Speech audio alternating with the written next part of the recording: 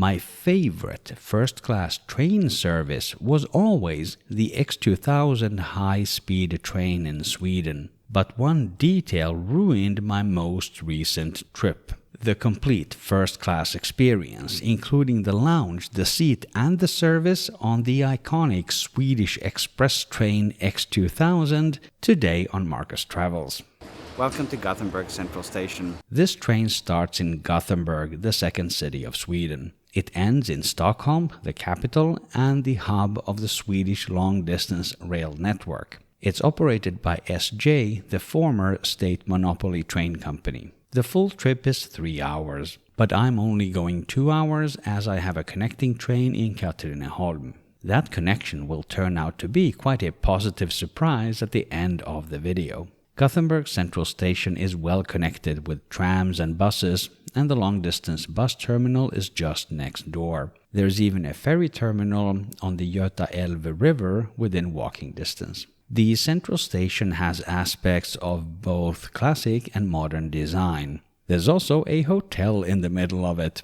This is the walkway from the reception to the rooms. If you need to buy something, there are plenty of shops and restaurants. Or just cross the tram tracks to Nordstan, the biggest shopping center in Sweden by revenue. My train is due to depart in around 2 hours' time, so let's check out the SJ Lounge. The entrance is right behind my right shoulder, under the big Swedish coat of arms. Entrance to the SJ Lounge is included in all first-class tickets. I just scan my ticket on the app to enter. Welcome to the SJ Lounge here in Gothenburg, a really nice and quiet place to spend an hour or so before the train departs. The lounge offers light snacks. At this time, around 11 a.m., the focus was on sweet treats. There's juice and there's water, including a strict sign saying do not fill your own water bottle here. This Bluetooth speaker is playing some very soothing and pleasant music in the lounge. We have coffee too, of course, with dairy-free milk alternatives, and there's today's newspapers. The lounge has several different seating areas. You can sit by the food, in the middle of the lounge next to the reception, or in the back where it's more quiet. Or use one of the phone booths for added privacy. The lounge bathrooms are not in the best condition. For example, the soap dispenser is still broken, just like it was last time I was here more than a year ago. Around 11:30, they changed the food service to more of a lunch-style buffet. All of this is fully vegetarian, that is very Swedish. The fact that the lounge access is included in the first-class tickets sets SJ apart from other European train services. For example, here in Switzerland they don't have railway lounges anymore. And in Germany they have lounges, but they're not accessible with some discounted first-class tickets. On the way to the SJ X2000 train, we can see plenty of trains from other operators. For example, the Norwegian state-owned railway Vy, as well as various regional trains. Then there's the MTRX train, which also operates express trains between Stockholm and Gothenburg, just like the X2000 we're about to board. I made it to track number 4, where the train over towards Stockholm is going to depart. Unfortunately, it looks like this is the old style of the train, the old configuration, the old cabin, which is quite dated if I remember correctly. But let's see, maybe we're going to be positively surprised and it's going to be the new cabin interior after all. But I'm not holding my breath. SJ has this practice of only opening the doors 10 minutes before departure. This means that a lot of people are freezing their high knees off here in the Swedish February weather. This is a completely unnecessary and very customer-unfriendly process. The first-class cabin is laid out in a 1+2 configuration. My seat today is number 28, a backward-facing solo seat at the window. A seat selection is included in the ticket, and we'll come back to the price and the value for money towards the end of the video.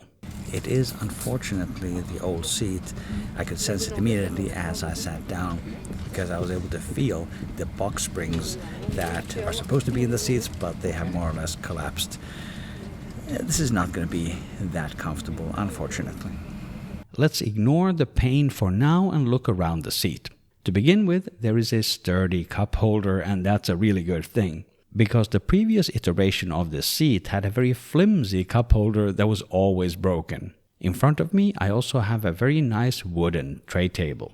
On my right, there is a packet of trash bags attached to the wall. The idea is that you open the outermost bag. It's a good system because it makes cleanup easy for the crew. And you don't have a bunch of nasty bagless bins that never really get properly clean like you do on many other trains. Opening these bags is not this hard. This is just me failing basic human tasks on camera. In addition, there is also a single European electrical outlet. The overhead space for bags is generous. You see my beloved Osprey backpack up there. Learn more about that backpack with a link in the description. You also have plenty more storage at the end of the car. Here's what those two abreast seats look like across the aisle. In my single seat on the left-hand side, I have a switch for the reading light. There is also, in addition to the layer of dirt, an old radio system. It's been disconnected for many years already. That's a shame. I always enjoyed listening to the 3 channels that were available on the system back in the day. We successfully departed Gothenburg on time, which is not something that you can always expect when riding trains in Sweden. As we leave Gothenburg Central Station, let me welcome you to my channel, Markus Travels. I paid for this trip myself so that you get a non-sponsored and authentic travel review. I did not ask for permission to film, and SJ did not know that I was going to make a video. And now the problems start. These seats are worn. I remember when they were new. They were great, but they are not anymore. SJ is in the process of replacing these seats. But that seems to take years. The most significant problem with the seat is that the springs inside the seat have collapsed. This is extremely uncomfortable to sit on. In fact, it was so bad I asked the crew if I could sit across the aisle instead. He said that the seat is empty until the next stop and that he would try to reseat me. He never came back to me with a solution. Instead, he just said that he would report the seat as defective. How nobody noticed this before is beyond me. This seat, in its current condition, should not be in service. The SJ X2000 used to be literally my favorite first-class train product. But based on what I'm seeing today, I don't feel so confident saying that anymore. And that's a real shame. I used to love this train. This seat is just miserable in its current condition. And the fact that they don't even have the snacks that they used to have next to the tea and coffee service, that's just such an unnecessary downgrade. I don't like it. That tea and coffee snack corner was actually, for me, the defining feature of the SJ first class product that you don't really see with many other rail operators. But if it's like this, no, I'm not impressed. One thing that does work on the X2000 is that the train tilts when it turns. This allows the X2000 to reach speeds of 200 kilometers an hour on conventional bendy tracks. Sweden does not have dedicated high-speed rail. Now over to the food service. At one end of the first-class car there is a little snack buffet.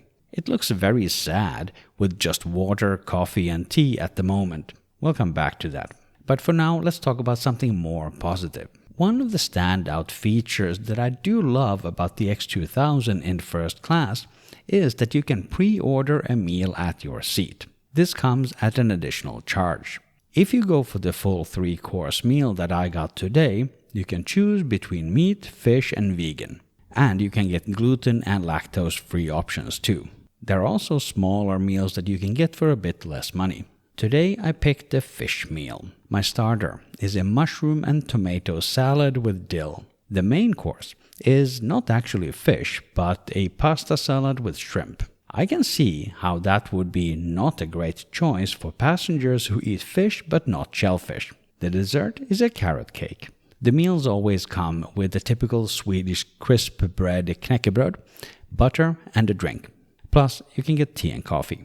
The presentation of the meal was uncomplicated and it was tasty. For me, this was a great choice. However, there used to be hot meals on this service too, and this is not it. That's a shame. We just left Skövde station, which is going to be the penultimate station for my trip as I'm getting out in Katrineholm, which is going to be the next one. A little update on the service issue from before.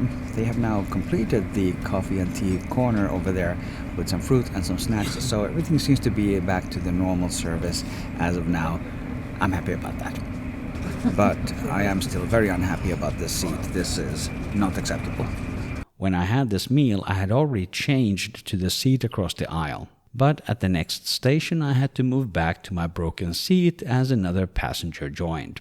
Luckily, there are many other seats on this train. Let's have a look. The next car over also has a 1+2 seating layout. This used to be a first-class car. Now it houses the so-called calm car service where you're supposed to be quiet. The soft product is still second class here. There's no coffee corner, no fancy meals. You can identify the calm car with the blue headrest covers. I couldn't stand that broken seat anymore, so I switched to this calm car. Probably not the best place to record a video though. The doors between the cars look like there's a touch-sensitive button to open them. But in reality, there's just a sensor above. It works less than half the time. Luckily, you can easily just pull the door open. In the middle of the train, there is a Bistro car. They sell cold meals and ones that you can heat up yourselves in the microwaves. They also have drinks and snacks. The selection is actually quite good. As for entertainment and connectivity, Wi-Fi is free for everyone on the train, including second class. They have also installed repeaters for mobile phone signals because these trains go through areas where there's not a lot of population. For me, it only ever got me an edge connection, so not super fast. Now let's have a look at the lavatory in this first class compartment. On first impression, it looks pretty good. I like the Nordic wooden design. And it is perfectly functional, except for these buttons don't really work. I think this is the same non-button that we had on the doors. You have to press or touch there many times until anything actually happens. But everything that you would want is here. There's even a light switch. This is certainly not the worst train toilet I've seen. That would be on the TGV trains on the upper floor. On the other hand, there's also nothing in here that says first class. The design is exactly the same in the second class car. Here are some thoughts about the service of SJ. The most important point is that they should never have sold me the broken seat that I got. And when I pointed it out, there was no attempt by the crew at any kind of service recovery. That's pretty poor.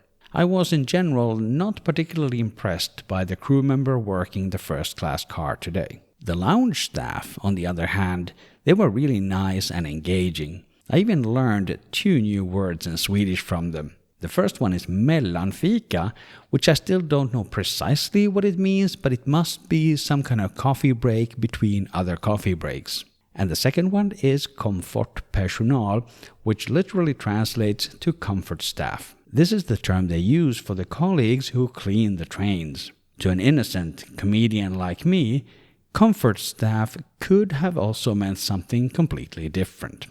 We will soon be approaching Katrineholm, where this journey for me will come to an end, and it couldn't happen a minute sooner. The quality of the seat just makes such a big difference, and unfortunately on this trip it was in the wrong direction. The seat quality, that is. The train was going in the right direction. And on time, amazingly. The next station is Katrineholm, a small town, a very depressing place, but a major railway junction. We are approaching Katrineholm with a delay of approximately 5 minutes.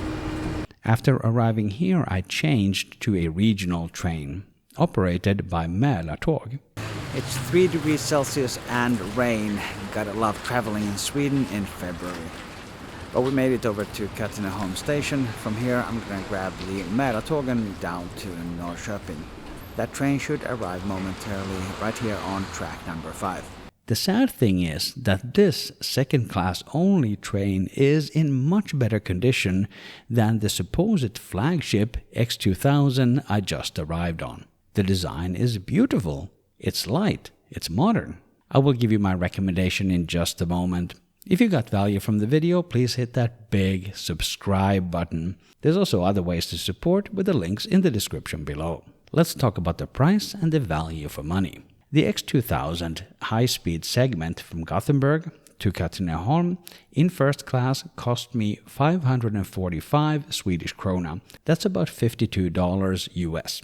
The additional meal at my seat cost 145 Swedish krona, which is about $14 US. The meal is certainly a good value. I would definitely book it again, as evidenced by the fact that I have had it numerous times on the X2000 over the years. And I've also had it on the SJ3000, more on that shortly.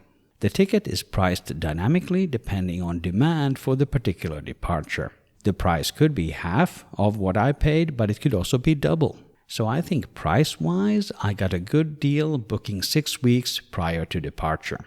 However, with the condition of the seat, I need to find a new favorite train. And here's a good candidate. Click or tap the screen here to watch my video about SJ's newest train. This is the SJ3000 service. I took it from Gothenburg to Malmö with low expectations, but I was pleasantly surprised. Thank you very much for watching Markus Travels, and I will see you in the next video.